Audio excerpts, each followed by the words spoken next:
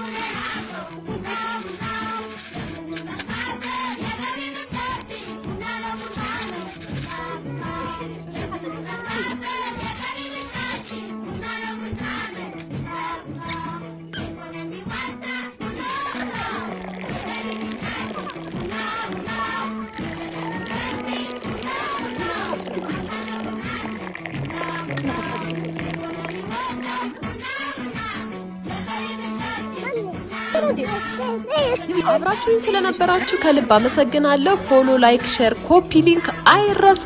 እወዳችኋለሁ።